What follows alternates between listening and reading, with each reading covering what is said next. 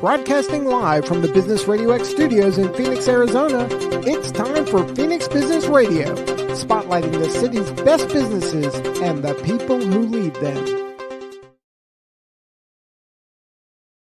Hello and welcome to Phoenix Business Radio, broadcasting live from the Max 6 Entrepreneurial Center right here in Tempe, Arizona, where we help build businesses and connect you with the right people. I'm very pleased to have an opportunity today to introduce you to the Executive Director and Founder at Hushabye Nursery, Tara Sundem. Welcome to the studio. Thank you. Thanks for having me. I can tell we're going to have a great conversation. Oh, we will. We've only had about 10 minutes before we got live, and I want to thank Tara and her team for being flexible with me today to adjust the time. So thank you for that. Absolutely. And I am very excited to learn all about your organization and how you're serving our community. Let's just have you begin by telling us who Hushabye Nursery is, and then I'm sure there's plenty more questions that we can navigate after that. Yeah, we are a nonprofit that our mission is really to serve pregnant and parenting families that are struggling or have been impacted by the opioid crisis. And in those families are serving their babies that have been born substance exposed to go through the withdrawal process that's really hard. And we have a 12-bed nursery just north of Sky Harbor where we have these little ones come to us where they get the gold standard of care in a quiet, dark environment with one-to-one caregivers to make that withdrawal process go a little bit easier. One mom explained to me withdrawal is the worst flu and migraine times 100. And we try to make that just a little bit easier for a new baby. Okay, a powerful introduction, and what a mission. How is it that this is something that you knew you needed to do and offer this world? Yeah, I'm a neonatal nurse practitioner by real job, real teaching, I guess. And in 2015, we started seeing more and more babies come into our neonatal intensive care units withdrawing. And back then, they were with us for, I would tell families, your baby's going to be here for a month, but maybe 2 or 3. And my longest baby was with us for 4 months. And 4 months being in the neonatal intensive care unit, bright lights, beeping monitors, just isn't the place for a big baby to thrive. And when I say big baby, neonatal intensive care units are designed to care for babies that are premature, or babies that have respiratory issues or heart issues, not babies that are going through the withdrawal process. And out of being frustrated with not having enough hands to be able to care for these little ones, my co-founder and I thought, we got to do it better. Some days we could do it better when it wasn't busy in the NICU. Other days we would leave going, we didn't do a good job today. And that's where it came about. We got to make something better. So what a unique model of care, right? Yeah. You mentioned the dark lights when you shared your introduction, and now in comparison to what it must be like to be in a NICU with everything happening in hustle and bustle. Gosh, I have so many questions. What else is unique about the environment that you provide? And then secondary to that, and I don't care which question you answer first, how do moms and parents find out about you? Yeah. Unique between us and the neonatal intensive care unit is we understand that, yes, baby is our client, baby's our patient, but to really serve that baby, we have to heal the entire family. And so what we have different is we have medical, we're taking care of the baby medically, but we have behavioral health services all at the same location. So the parents don't have to leave their baby to get well in their recovery. And so if they're still actively struggling, they can be at their baby's bedside, and I can have my therapist or my peer support be right there and them get the trauma-informed care that they need to feel safe and go, you know what? I need to get well for my baby. And so that, number one, how do families get to connect with us? Mostly, well, we just did statistics. So 25% are word of mouth. So someone will hear this. A mom has been through our program. We have a 99% satisfaction rating, Wow. from our families that would you recommend to someone that needed us? Yes. So we're getting that, but behavioral health uh, facilities, organizations are probably our next big referral source. And then hospitals behind that. Just really anyone hearing this today, talking about it to another person seems like the referrals keep coming Oh my because more goodness. people are impacted by the opioid crisis. More and more. Mhm. 12 cribs. Yes. Is that, and you mentioned mom or dad can be there, obviously, so that they are not separated from the baby and also have the support and care that they need to the degree that your team can do that. Mhm. Are parents then allowed to stay overnight? How does that Yeah. piece work? Yep. We have 12 private rooms, which have a bassinet, a twin bed, but believe me, mom and dad both fit in that room. And we really believe moms are the best medicine, dads too. Mhm. And so we want them to stay. Do they have to stay? Do we understand that the struggle's real and some of our families are still struggling? They don't have to stay. But I hope that, say, those moms that are still struggling or those daddies that are still struggling, that maybe they come in, they take a nap, they get a shower, we treat them with dignity and respect. When they wake up, maybe one of my team will say the right thing at the right time that is different this time, and we get this mom or dad into treatment where they do succeed. And we see that every single day where, families are like, there's no way they're never ever going to get well. Well, I've learned to never say never because I have living proof at Hushabye. I have 3 parents that worked or that I met when they were unwell, and now they work for us, Mm. and they share their story. And I mean, the one mama, we sent her to 5 different detoxes, and now she works for us.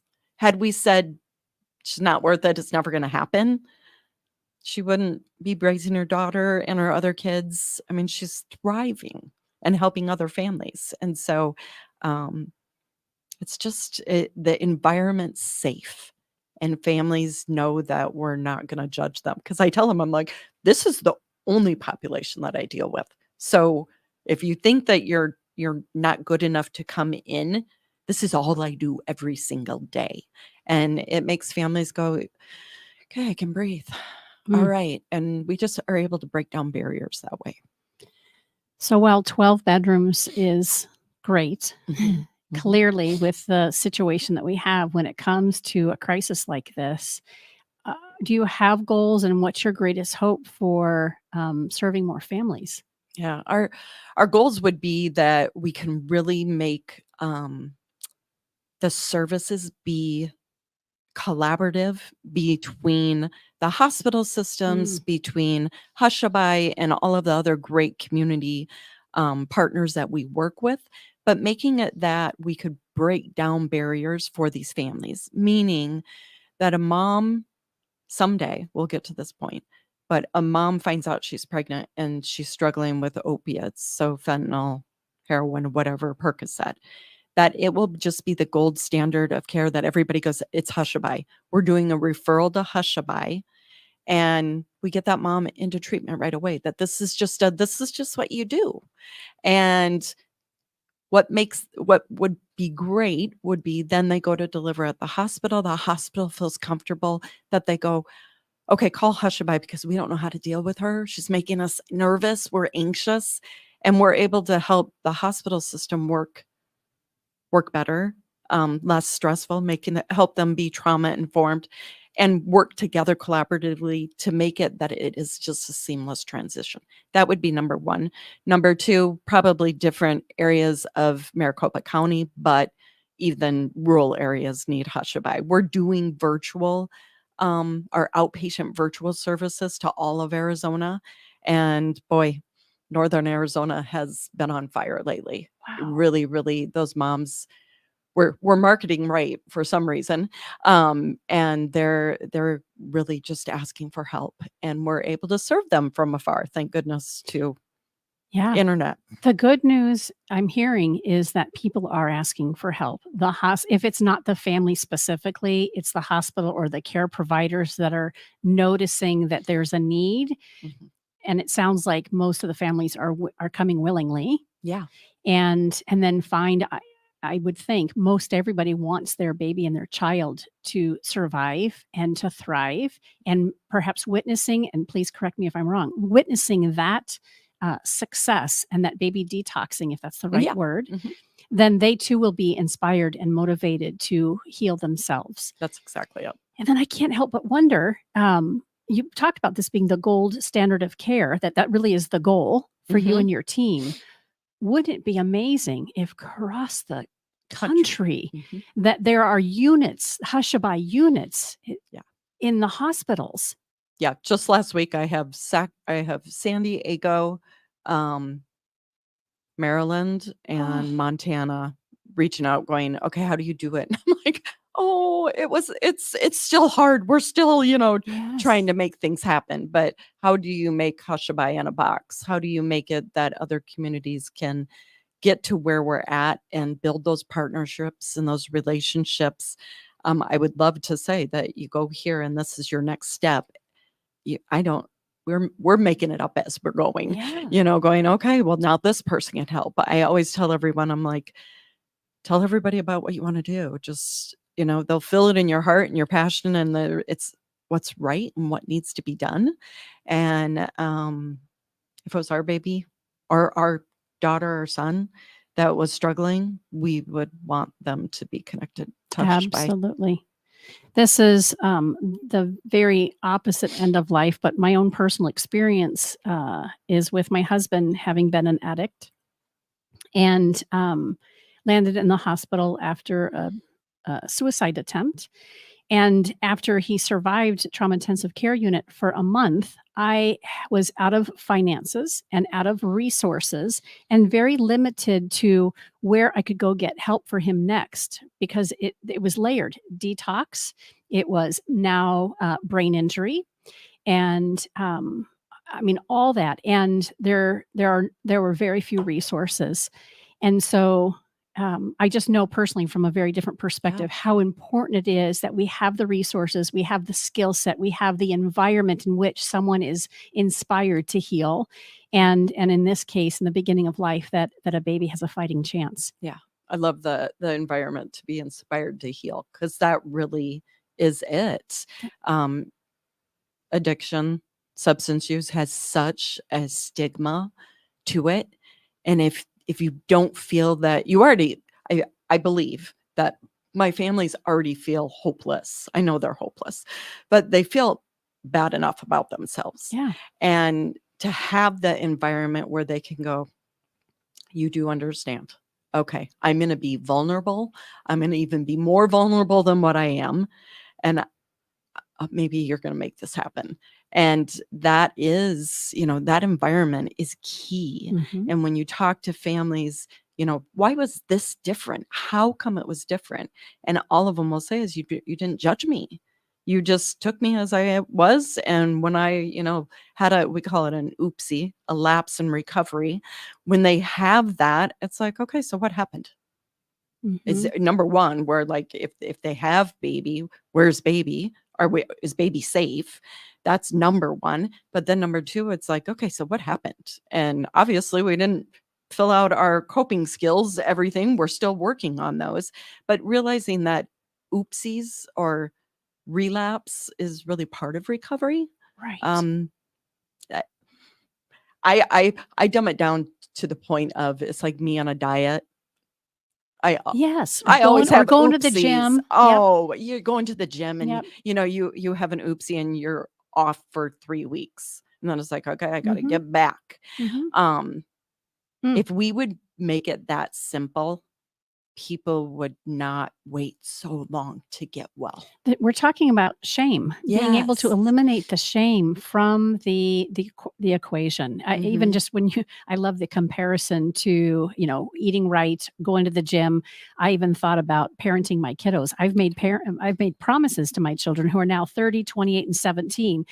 I remember when my daughter who's 28, I promised her I would never spank her again, and she was very young at the time, and I wasn't rough, but I did spank way Mhm. back when. Mhm. And she was out of line again, and I spanked her, and then she turned and looked at me, and it was like, "You lied to me," and I had, right, and I lost my cool. It was an oopsie. Yeah. Clearly, we've repaired that. I love that language around we make mistakes, Yeah. and to your point, it's part of recovery. We know that, and I don't know the statistics. Maybe like how long it takes, or how many times somebody has to go through relapse or oopsie moments before they find what works for them. Yeah, I can't tell you the most up to date. It used to be like 7 times that it took. It could be even more than Yeah. that. Um, but by the time I've connected with families, oh, they've tried everything. Yep. And just one thing to bring up with a mom that is struggling with opiate use, she finds out she's pregnant, and I was the nurse that did look at moms and go, if you loved your baby, why didn't you just stop? I don't why did you not? I did not understand that. Number 1, it's risky. If a mom goes cold turkey while struggling with opiates, having a dependency on opiates, the risk of preterm delivery and miscarriage is very, very high. I did not know And that. so not the gold standard of care at all. We want to get them transitioned over to medications for opiate use disorder. So methadone, Suboxone, Subutex, those are the medications that we want to get them transitioned. Their babies are still going to withdraw off those medications. And so what's unfortunate is those medications have a stigma to them. And with someone that is a diabetic, say type 2 diabetic. So we don't eat great, we're not exercising, we're overweight, we have type 2 diabetes. And we go into the emergency room, our blood sugar's out of the roof, we're not coherent at all. In the emergency room in the hospital, we hospitalize you, we get you stable on insulin, because that's the gold standard of care. We do not say, we need you to exercise, diet, and lose weight before we give you insulin. Right. We're going to give you insulin, which is going to save your life.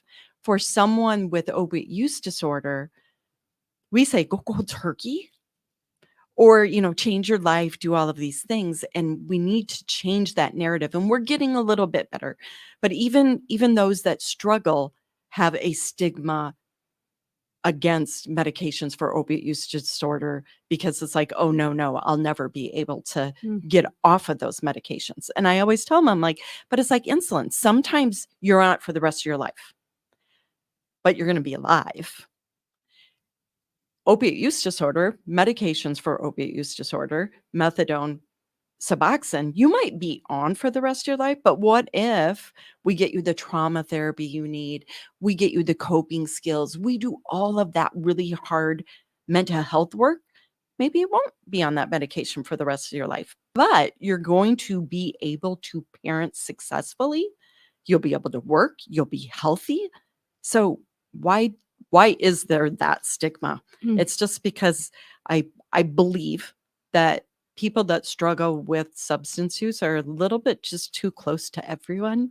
Everyone kind of goes, gosh, that could be me someday. And not that we say it out loud, but why do those people make us uncomfortable? And that's me being very, vulnerable, going, yeah, sometimes I'm like, oh, when I was in the hospital, when I worked in the hospital, they weren't my favorite parents to work with. I loved the parents that looked like me, talk like me. Those were the ones that I made the connection. Now I love talking to my families that are, struggling or in their recovery journey.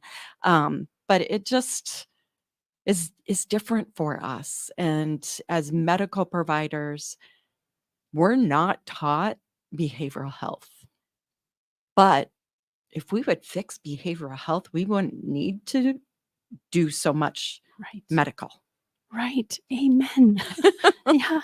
But there's something to be said for bedside manner, Yes. right? That's what we're talking about. Mhm. Bedside manner. I think the new term is behavioral health, and knowing how to, at a very decent, in a very decent way, meet somebody where they're at holistically. Totally. And I love your willingness to be raw and vulnerable, even in our conversation, to say that you used to be that medical provider Mhm. who judged. I'm curious. Do you remember like when you started thinking, "Oh my goodness, I think there's a real place for this, and could I be the one to do this?" Right, especially because you it sounded like you grew up and you were trained in a traditional medical environment. Mhm. Do you remember, was there an aha moment, or was it a series of conversations and experiences? Yeah, it was a series of different things. I had 3 sets of parents, um, come into the neonatal intensive care unit, probably, within 6-month time span, Mhm. and 2 of them were in recovery. They were stable on methadone. Both of their babies were withdrawing from, legal prescribed medication, and they both were upset, and they were like, "You guys just wanna keep our baby here. This is every time in the middle of the night, you guys give more medication to get them through. We're never gonna leave." Mm. And I was like, "No, that's not it. Your baby really has, these are the issues that we're seeing." And so I hear from both of them, different times, made me kind of look back going, "They're right. The baby is getting more medication in the middle of the night." And then not until the 3rd mom and dad, who were an adoptive family that we had actually worked with a year prior, knew them, we fell in love with them, loved them, they're great parents. They were there adopting their sibling, a biological sibling, to their first baby. Mhm. And the one night dad was frustrated and he goes, "I'm not leaving tonight." And I was like, "What do you mean you're not? What?" And he's like, "You're gonna give him medication again, and we're never gonna leave." And, they have a one-year-old, they're in a hotel. He was the nicest man, but he had had it. And I was like, "No, no, no, I promise I will call you. I'm on for a 24-hour shift. I will call you for sure and tell you if I'm gonna need to give more medication." And he said, "Do not give any more medication. Um, I will be there within 30 minutes. We're just down the hall or down the road." I'm like, "I promise I'll call." And at 2:30 in the morning, I got a call from the nurse, and I went in and he had beads of sweat. For a baby to have beads of sweat, he had been crying for a long time. And he was doing that cry like that. Like you can't catch your breath where a baby's cried for a long time. I'm going, "Okay, newborns don't do this." So how long had he been crying? So, the nurse was saying, "We need another dose." And I was like, "Call that dad. He has 30 minutes." I tried to do all my little techniques that I've learned in caring for babies to get him settled, and then I couldn't. And I was afraid that he was going to have a seizure, and Mm. because that's the worst thing you could have for a baby that is withdrawing. And so I took him into my call room, when totally not within the rules, Mhm. but took him in my call room and made it completely black. And I was practicing yoga a lot then, and I could feel myself just be so anxious. And I'm like, "Take a deep breath, Tara." And I did my deep breath, and he's screaming. And all of a sudden I did a deep breath and he stopped. And then he started crying again. And then I did another deep breath and I could feel myself like, "Okay, you're getting it together." And I interrupted his cry again. And after 3 deep breaths, I realized, "Oh my gosh, this is working. He's settling." And then I started doing some other little things. I'm like, "Oh my goodness, this is actually working." Well, the dad probably got there within 20 minutes, but it seemed like it was a long time. And when he knocked on the door, I had his baby asleep. Wow. And I was like, "We can do it different ways." Had no idea that there was a different way, and then started doing it more and more. I'm like, "Okay, I'm not giving medication. Just a second. We're gonna go in the hallway or in the closet. We're gonna make it completely black. Let's see how this works." And it worked. Wow. Now you have to have the hands. You have to have that ability to regulate yourself as a caregiver and a determination, because then it was like, "Oh, no, I am going to not have to give medication." Let me see if I can get this baby settled by just giving them, calmness. And it started to work. And that was baby aha. And the mommy aha was one day, again, me kind of blaming parents for this. But one day had a mom come into the neonatal intensive care unit. And when you come into the NICU and any of NICUs, everybody has to wash their hands. And she's washing her hands, and her baby had seriously just fallen asleep. He had a really rough night. And mom's looking over her baby. She's smiling. She's so excited. And I didn't know which baby was hers. But the nurse looked at her and pointed and said, "Don't touch your baby." And I would love to say that wasn't so purposefully mean, but it was bad. And the mom tried to not cry. You could see tears in her eyes. She went and sat down by her baby. I went over and I'm like, what she meant was, he just fell asleep. He's going to wake up. He's going to need you. Please sit here, whatever. She sat there and just sat there and looked at him, never touched him. And about 30 minutes later, I see her there again. I'm like, oh my gosh, he hasn't slept this good. He knows you're here. Thank you for being here. And she stayed for about another 30 minutes. And that day when she left, she never came back. Oh. Mm-hmm. And we, as a medical community and we're all, I think everyone is on this earth to make a difference. And we had a point that we could have made a difference. She showed up and we didn't have the right words at the right time. And that was okay, things need to be better. Because if that was my daughter, I mean, if say it was my daughter that was struggling, and I'm a tough love. She's stolen from me. She's been dangerous when she's under the influence. But I would hope that she would meet somebody that would say the right thing at the right time. And she showed up for her baby. Mm-hmm. And we made her feel less than. We're talking about dignity. Mm-hmm. Right? And dignity and the lack of shame go hand in hand. Yeah. And that message, as you suggested, could have still been delivered so that mom was autonomous with that decision to let the baby sleep without feeling shameful or being shamed. That's how she delivered, or not. Well, I'm not saying that's necessarily how this nurse delivered it, but that's how the mom received it. Absolutely. And under the circumstances, it can be understood why. So I'm so grateful that you shared the backstory with those three families. Tell us how Hushabye Nursery is funded. We are contracted with all of the 7 access plans. So greater than 95% of our clientele are on access. So we're reimbursed by them, but we're licensed because this has never been done anywhere in the country. So when we wanted to do what we were doing, we got access and ADHS and the city of Phoenix all in the same room and went, okay, so how do we make this work? How will we get reimbursed? What does that look like? Well, we're licensed as an adult detox because we're kind of a baby detox because there's no baby detox, but we're medicine also. And so what we get reimbursed for adult detox is it's less than 50% of what we need to be sustainable. So for my budget, I'm still about 55% fundraising. Okay. So, we write grants galore. Thank goodness for, state opioid response grants, settlement grants, all of those. We've been very, very blessed and have, the governor's office really supports us.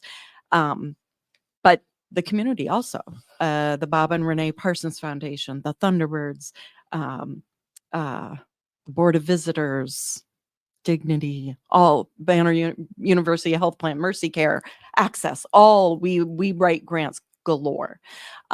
Really trying to get to the point that we're sustainable, that we would be able to go, okay, here's Hushabye in a box. This is how you do it. But we're working with Access and ADHS right now to figure out how do we make it that reimbursement rate isn't a reimbursement rate of an adult detox, but a reimbursement rate for a pediatric recovery center, at a more appropriate amount that would make us to be able to continue doing what we're doing. Tara, does that require a change in legislation? It might.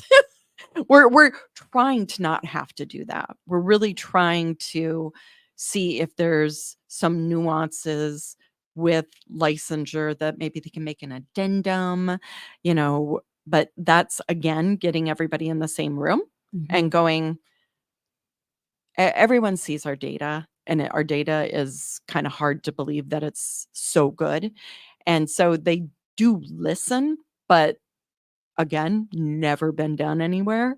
And what does it take to make it that we are around next year? And when you say data, you're saying data that proves that this program and this level of care and the way in which you do it works. Yes. I mean, you said 99% satisfaction. Yeah, 99% satisfaction. Gosh. Yeah. And I'll just brag a little bit Yes, about that's what you're our here data. to do. So our data for a baby nationally in research says that babies right now are 22 days in the neonatal intensive care unit. Okay. We're 9. Quiet, dark environment, one-to-one caregivers, inviting families in. Babies withdraw easier with their parents. So 9 days compared to 22. Families get connected with us prenatally, and they start working with us. We're getting them well. We're getting them stable on those medications for opiate use disorder. 77% of those families are taking their babies home safely. We are keeping them out of foster care because if they get connected with us prenatally, wow, we're changing that whole trajectory. Yep. In the hospital, I do not have the data of how many of our babies go home to their biological parents. Cannot find that data. But when I ask anecdotally, my peers, many say less than 25%, but most are like, 50% or less. So we have changed that completely. Yes. And what that makes it is, 15, 16 years down the road, we don't have a baby having another baby with substance use disorder when, we're breaking that generational trauma. When you look at the cost of Hushabye, and I said 95% or more are on Medicaid or access, we're a third of the cost of the neonatal intensive care unit. So we're at about $12,000 a stay if it's a 9-day stay, compared to the hospital. In research, it says $40,000 to $60,000 a stay. And we're paying for that as community members. Our taxes go to that.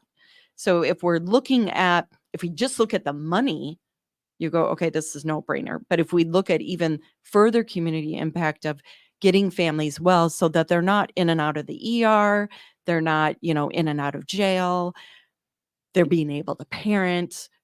I don't even know what that number is. Cutting the generational legacy that might be around addiction. Absolutely. Wow, on and on and on. Uh-huh. And not to mention gainful employment and being able to give back. You mentioned several parents who are now working for you, and what an impact.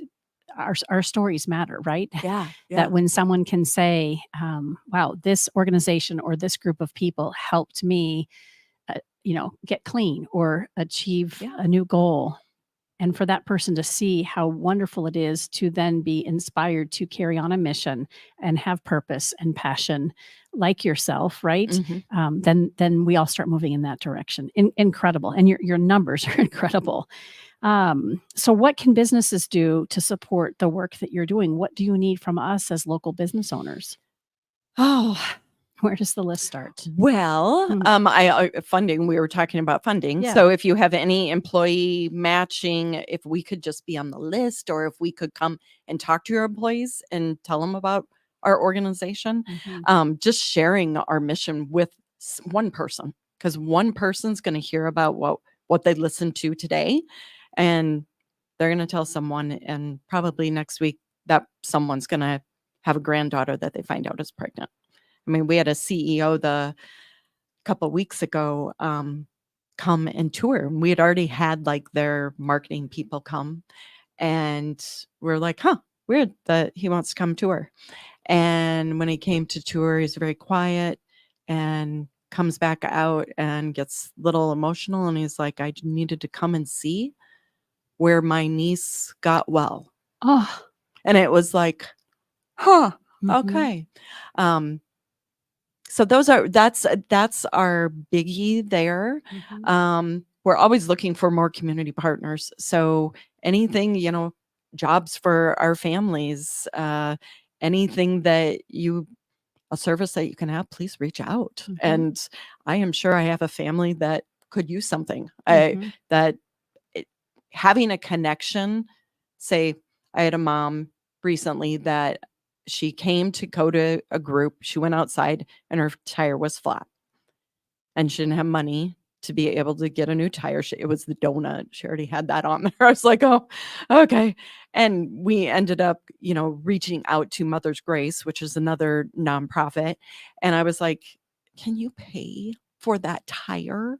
So other organizations just reach out and let us know what you do, because I never know when I'm going to need something that for whoever we got to fix the tire, that was nothing, Mhm. but it was everything to this mom to not have to ride the bus with her baby going to and from trying to get into recovery, and a simple tire. Yeah. So Additional shout out to Mother's Grace. So Yeah. the experience that I shared with my husband was right before the pandemic. So not too long ago, within the last, 5-6 years. And Mother's Grace reached out and said, "How can we help?" And I believe they helped me with my mortgage in the middle of all that. And at the time, I owned this business and was running Business Radio X and was very vocal about what we were going through as a family, because other people need to know Yeah. that mental health and or addiction is real, and there's no discernment when it comes to mental health and addiction as far as socioeconomic level or anything like that.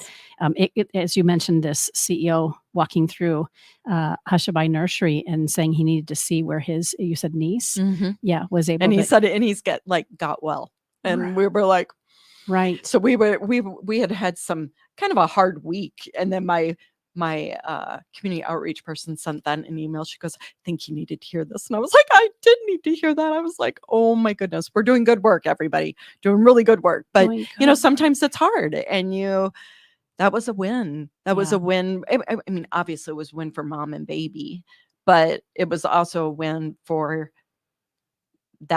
them to then open up to the family, and he was like, I didn't even know that she was struggling. Well, And right, so- because that goes back to, again, the shame and this hidden conversation. So many people don't speak of or speak to what's going on inside families because of Absolutely. the stigma. Yeah. And fascinating. I am so thrilled to get to have this opportunity to learn about you, and more importantly, find out how businesses like myself can help. And so, I'm hearing community partnership, donations, direct involvement. Just call and say, "Hey, tell me more about Hushabye Nursery." Come tour. Yeah, come tour. Yeah. And then we're doing a diaper drive right now. Okay, very good. A diaper drive. I heard that we were spending more buying more diapers. I'm like, why are we buying diapers? Let's ask the community to do diaper drives. So we're doing a diaper drive, trying to get 100 boxes of diapers. Okay. So I mean, that's simple, easy. Well, simple, easy, and even when the drive is over, you're still going to need diapers. Oh, so always. Okay, always. good. Tell me about you are a 501c3. Correct. And again, tell me, I'm sorry, how long you guys have been in operation? We opened November 2020. Mid-pandemic, and we've served almost 830 babies to date. We're working with 164 pregnant moms right now. I'm just overwhelmed, and I'm not on camera today, but I can't tell you how many times I've been on the verge of tears and have had goosebumps running all the way up to the top of my head. I really am inspired by the work you do, and it's so needed. And I mean, you're going to change the way we serve families who are in need like this. And it's just incredibly incredibly impressive. And Thank of you. course, the need is Yeah. so great. And from what I've seen and I've read, the need is only going to get greater. It is. Right. And And it's not just Metro Phoenix. It's, as you said, Arizona, all across of our country. correct. And they're, yeah. So for our listeners and our viewers, would love to see you get involved in any way, shape, or form. You also spoke to grant writing. So for our listeners and viewers, get creative in your thinking. You may or may not be a business owner. However, who do you know that could come in and support in a different way? All it takes is the introduction, Exactly. the education, and the awareness. You had said it yourself, just one person tell one person, and always keep this in the back of your mind as you're out there doing the good work that you do in the areas that you do it. What would you say, Tara, is the biggest misconception about the work that you guys do? Mm. What don't we know, or what do people get wrong? That the parents don't want it. That they don't want it. Well, you had kind of said, even from your own experience, that Mhm. you had a misguided perception that, if the parents wanted to do better, they would. Well, when Mhm. you're an addict, all that common sense, I'm putting air quotes up, Mhm. is no longer accessible Yeah. for the period of time that you're in active addiction. But with the right tool set, right? Yeah. And the right opportunity, that energy can be redirected. It absolutely can, and it can be like just a miscommunication, a misunderstanding. I had a baby that we were trying to get to Hushabye from a hospital, and there's misunderstanding that mom wasn't present at the bedside and hadn't been. So they didn't think that, that baby needed to come to Hushabye because mom wasn't engaged. And they do the exact same thing that we do in the hospital. I'm like, okay, I need you to come visit because you'll see that it's different. But that mom thought she was told she could not visit. Mm. And so when I called the mom, she's like, I thought I couldn't visit. And it was all just a miscommunication. And so she went, and the team at the hospital got to see that she does want it. She absolutely wants it. She thought she couldn't be And it there. was not allowed. And it was all a miscommunication of us thinking that, they're not in it. And I don't know a mom ever that has ever carried a baby that isn't in it. Mhm. I mean, we may not be in it because of trauma and being able to tune stuff out and go, I'm not really pregnant. I'm not really pregnant. I'm not really pregnant. But deep down, you have a baby, and they really do want a parent. I haven't met a mom that doesn't love her baby. I've met moms that are really unwell that aren't able to do it yet, but they love their babies. And with the right care, the right environment, Mhm. the right support, the education, the work around trauma and through trauma, I see them heal, of and course. they come and work And for in Hushabye. and in record time. Yeah, they do. They Wow. really do. Wow. All right. So Hushabye Nursery, Tara Sundem, where do we find you guys? You're on McDowell? Yeah, 30th Street, McDowell. Okay. Yep. And you mentioned, an invitation to come do a tour. Are there regular tour times, or how does You that? just reach out, hushabyenursery.org. You can put it there. Otherwise, you can reach out to me on LinkedIn, Tara Sundem on LinkedIn. We're also Hushabye's on LinkedIn. Also, we're on all of the social medias. But yeah, just reach out to us. My main job is pretty much tours and explaining what we're doing and helping. Seeing truly is believing. Yes. And so many people go, how many people can you have at a tour? I'm like, oh, we've had, 10, 20. I want you to come in and see it. Yeah. Because that really is how we're making such an impact. Yep.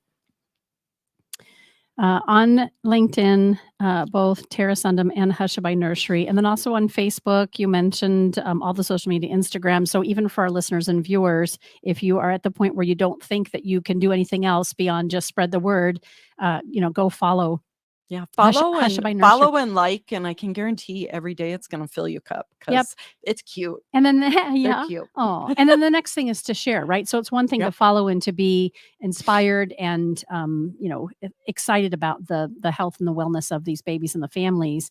And then it also would be great to share and just say a little something about what it does for you when you see this happening. And again, to your point, again, you never know who you're gonna share and the difference that they can make. So Absolutely. oh my goodness. So excited to get to know you better. And I have some introductions that I'd like to help make for you. Yeah. With your governing board, are you like, what other hands on decks do you need? I mean, you need, ideas for grants and likely some introductions to legislatures if it gets to that point. Yeah. Businesses to support. Is your board also growing, and what do you need? My board. My board members initially were all working board. I'm using them for everything. And now we're transitioning to over governing board. And so if there's anyone that's possibly interested in becoming a board member, probably in the next 6-ish months, we're looking at, a few of our members are going, I've been helping for a long time, and they'll continue being our biggest our biggest cheerleaders. But we'll probably have those coming up, I would say, Q4 this year. Stay plugged in. Yeah. I'm on the board for Treasures for Teachers, have been for over 8 years. We've gone from a working board to now more of a governing board. Yeah. So I'm in the trenches. I know it. And when we look for board members at that level, we're looking for some specific niches to be filled. Are there any specific, like when again, this is a little ways off, but who would you love to have on the board? Is there anybody in particular? Yeah, well, we just did, our board survey, and what are we missing? Fundraising, marketing, grants was one of the least known, and then political. Okay. That's kind of what we were looking at. Yep, great summary for everything that we've discussed. The need is there. Yeah. The solution is here. It's present. Totally. The gold standard of care is here. Yes. Now it's just how to help others duplicate it in a manner that really maintains that gold standard of care. Yes. And educate folks, because the answer is sitting right here. Yeah. 2 other things that I could use. Please. We're having our second annual event in October 26th. Twinkle Twinkle Little Star at Weston Kierland. It will be really cute.